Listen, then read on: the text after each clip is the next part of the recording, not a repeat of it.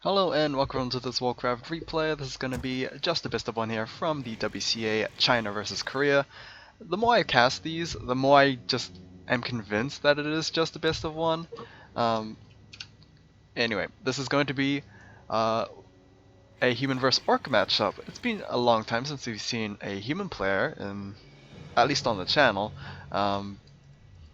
which I will also get to in a moment. But yeah, Lin spawning in as the blue orc player in the top left, and he will be facing off against Tho, the red human player in the bottom right. I'm also convinced that the colors are, I don't know if they're just randomly selected. It's always been red and blue, but I'm kind of convinced that blue tend to be played by the Korean side and red is by the Chinese side, obviously because it's more fitting in the country's flags. Yes, Korea also has red as well, but China is more dominant in red and China doesn't have blue, so there is that. I don't know if it's coincidence or if it was actual intent, but yeah. Also, I get, oh, what is it? I can't remember what it is called, but the sample size is not that huge either, since we've basically only had Lin or Focus playing as the Korean side, so yeah, maybe we need a little more to go on by, but it is all irrelevant information. Archmage coming out for Tho, Blade Master for Lin, pretty standard stuff here on the map Ancient Isles. So yeah, talking about the channel, I have been a little off, even though I said that I would be a little more active since I am on break.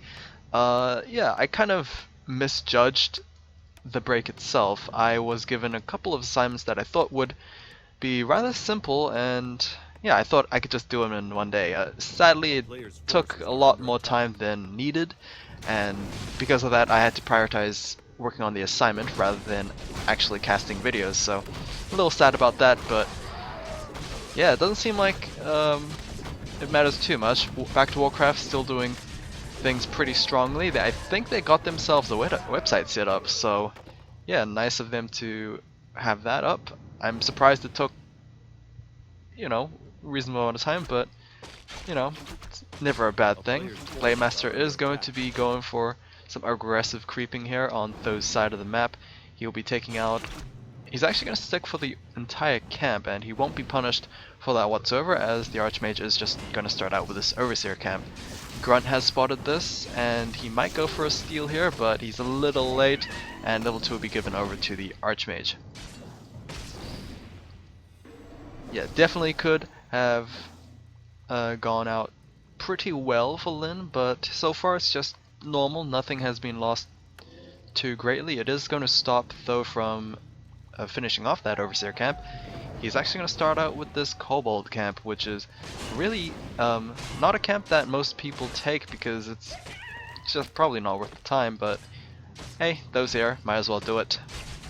And he needs to be careful in losing that Footman. It won't give level 2 the Blade Master, but he will take any bit of experience he can get.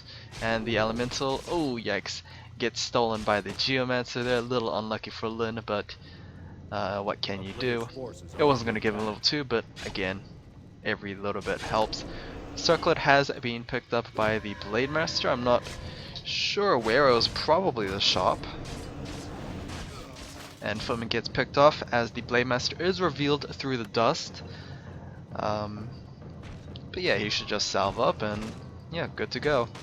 The problem is he is pretty much out of salves, so after this first one, he's got to be a little bit more conservative, otherwise he's just gonna burn a couple hundred gold on another salve, which is not something he would like to do, but Lin is sitting on quite a good number of gold, but that's probably just for the tier 2 production, as well as the second hero. Tho is slightly behind in the tech, and of course he is playing without an expansion, so this might be a little troublesome if it does get in the late game. Very rarely do we see a very well-rounded human composition, as in blacksmiths and riflemen being added to the mix, if you're just gonna one base it. So yeah, Tho's gotta either play extremely godlike with his pure spellcasters, or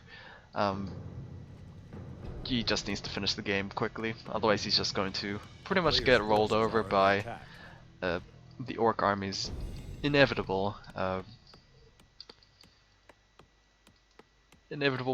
power creep, I guess. I don't know how to describe it honestly, but yeah, orcs can definitely build a well-rounded army without having a second expansion. So it's just up to Tho and how he plays. Nice steal there by the Blamemaster, also picking up the Tome of Strength. Every little bit helps, especially stealing away intelligence, strength. Agility not so much, but you'd rather not give agility to the Blademaster. The strength is pretty important because it does, I'm not sure if it was 2 strength, but it does take away from a couple of max HP from whatever hero will take that. So Blademaster will have a less tanky opponent to face off against. He is going to start out with this mercenary camp. Shadowrunner is out. I'm not sure if he has enough range damage to take out the dragon, but he did hire up the Berserker. We might actually just go after that Drake. Berserker's actually taking quite a bit, but now the aggro has been changed over to the Shadowhunters, so this seems like a pretty easy take on the Drake. And of course, Tho has probably less of a problem to deal with because he just plays down those elementals, which do very well against those Drakes. So both players taking out the corner camps.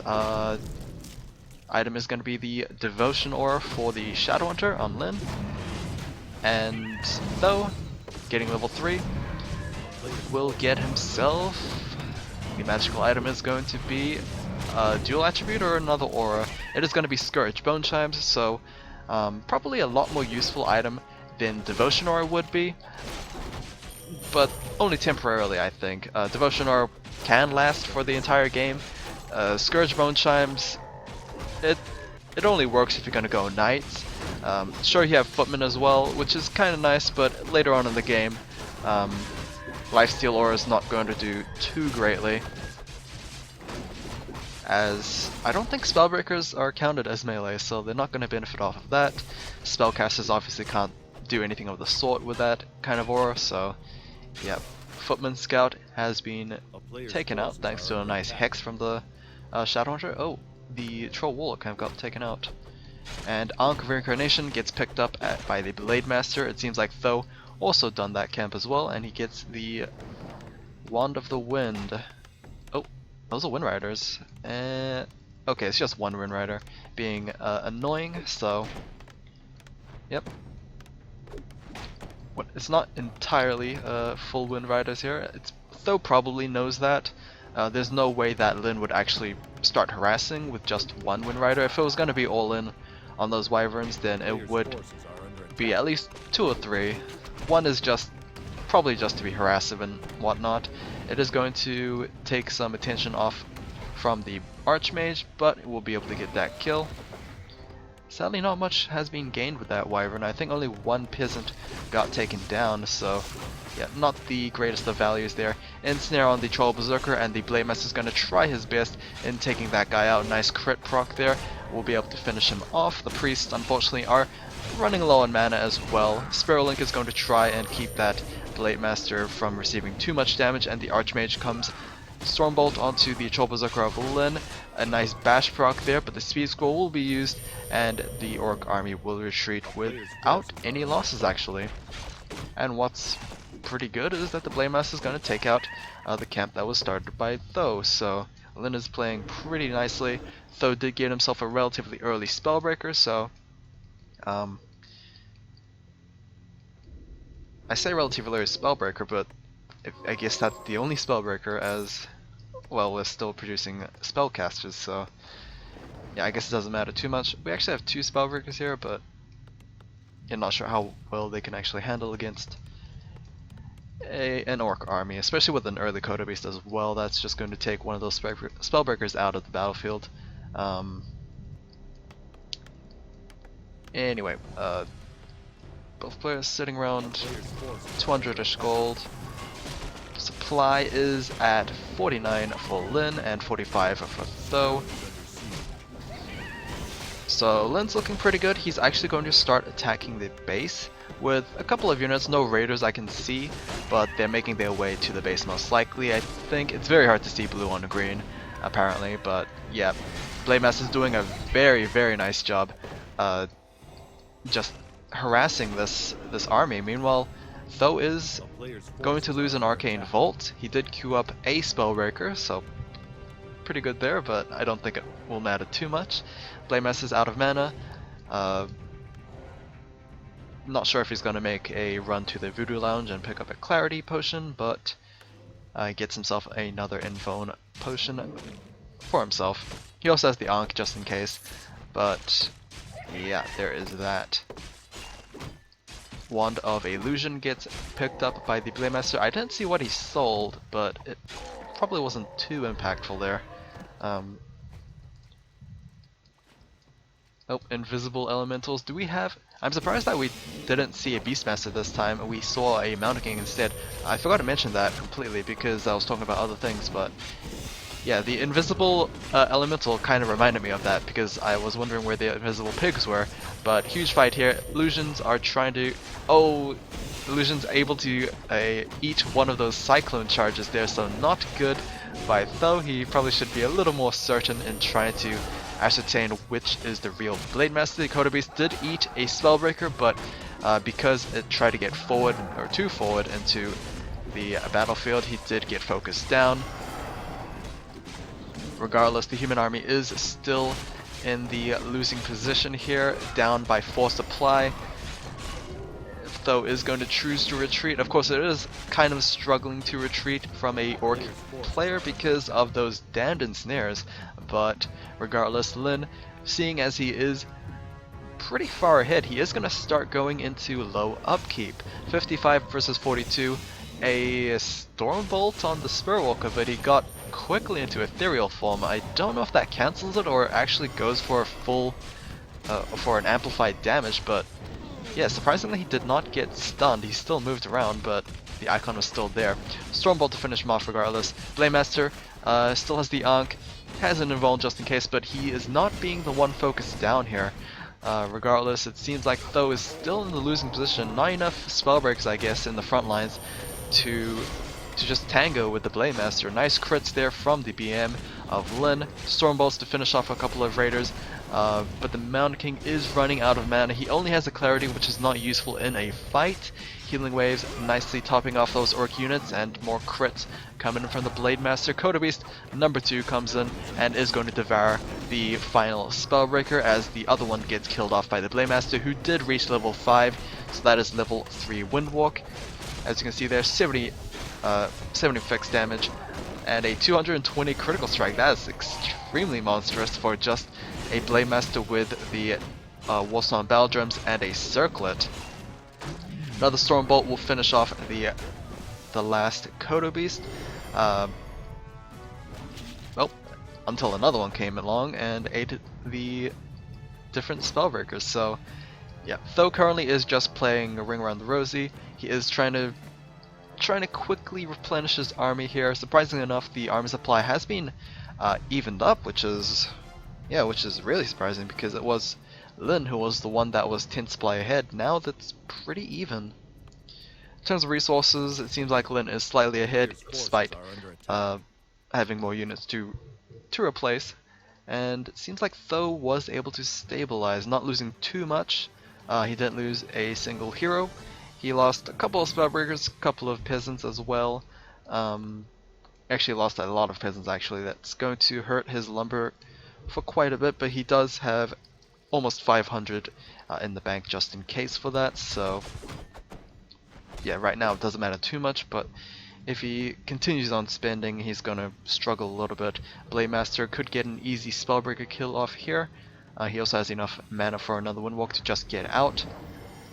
Invisible Elementals, probably to harass the Orc burrows, but yeah, it's not going to matter too much as the Orc army is going to choose to start a fight.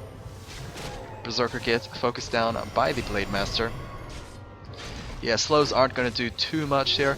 Coda Beast could go in for another cheeky gobble, but It doesn't seem like it's going to happen. Speed Scroll could be used to just overwhelm this human army, but yeah, I don't think it matters too much. I think this orc unit, or orc army, is going to overwhelm this human squad momentarily. I mean, no TP scrolls available, I don't think. We do have a TP scroll for the Archmage, but it might just take too long for the rest of the humans to actually stay alive. Mountain King is going to be focused down. He does not have any form of invulnerability whatsoever. Invisibility is going to be cast, but quickly disenchanted by the Spirit Walkers there, and the Mountain King gets taken down at level 3. That is going to be GG from Tho, and a very nicely played game by Lin. So, yeah, quick game. Actually, a very well played game from Lin. Not too lucky with those item drops, but he still shows that Blade Master can be rather devastating with only one circlet. Of course, he had second circlet by the end of that fight, but still hitting 200 crits is ridiculous. Anyway, I will go ahead and cast a second game for today.